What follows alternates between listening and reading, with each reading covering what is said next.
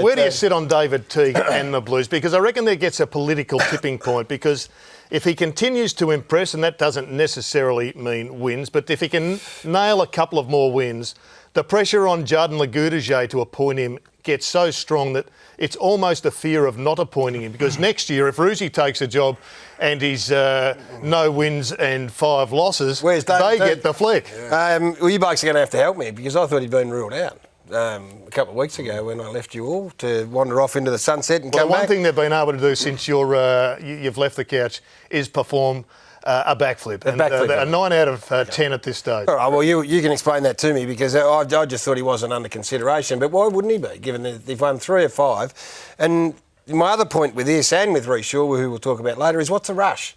They've got 6 weeks. They've got 6 weeks to go. They're in a pretty privileged position. I don't think anyone's going to fall over themselves to try and pinch David Teague out from under him, with all due respect. So, hey, sit back and judge him on the full, 11 weeks. Yep. What a great block to make an assessment on David Teague as a coach. Right now, he's ticking heaps of boxes, but another 6 weeks, you might have a bit of understanding. He's actually saying that himself. I heard him speak. He's probably the one that's handled himself the best in this whole situation, because he's saying, I'm enjoying it. I want to find out about myself. He hasn't really put his hand up for the job yet. And I think he's handled himself really well.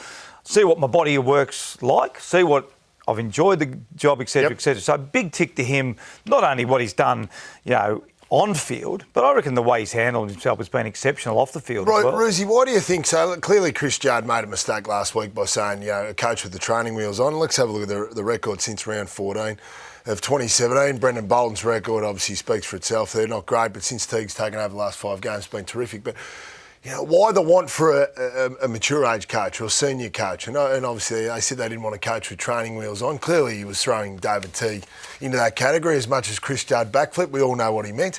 Why is the want for Carlton to have a senior coach? I think Jared's point's relevant. I think the 2 jobs are different. I think the Kangas are going to put up with, when I say put up, the Kangas members aren't going to be too concerned who the next coach is, because they've had 10 years of real stability. The Melbourne members, the Carlton members are going to be very much in the mix about who gets this job.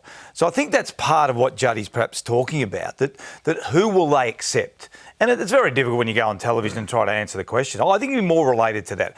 And to your point, Jared, I think if he keeps on winning and you can sell it to the members, then that's something that Mark and Juddy and Kane Little will definitely take into consideration. Well, looking at those numbers, the forward half game, which is what we talk about, sustainable footy, which underpins 11 out of the last 12 premierships, he's producing that in the space of 5 games with a side that's got its limitations, but it's now, I think, performing at a level that most Carlton supporters say, I'm happy with that, we're on track. Yeah, that's modern footy. And we can look at some of the other really successful sides this year that are playing something really similar. That's modern footy. And Rizzy, so to your point, from a member's point of view, they could sit back and go, well, you sold me Malthouse and I was happy with that because of his record.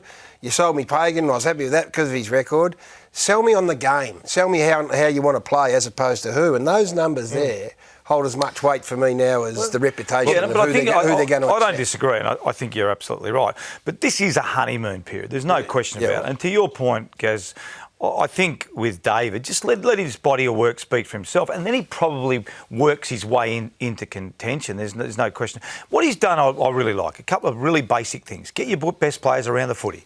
Get Mark Murphy and Curnow around the ball. Keep your forwards, get some forward structure in place. And that was probably the difference in the game, was just those 2 areas. At least they had a big target. To be fair to Sydney, they just didn't have big targets. And they played a much different forward line, up and back, up and back. But he's just done a couple of really simple things.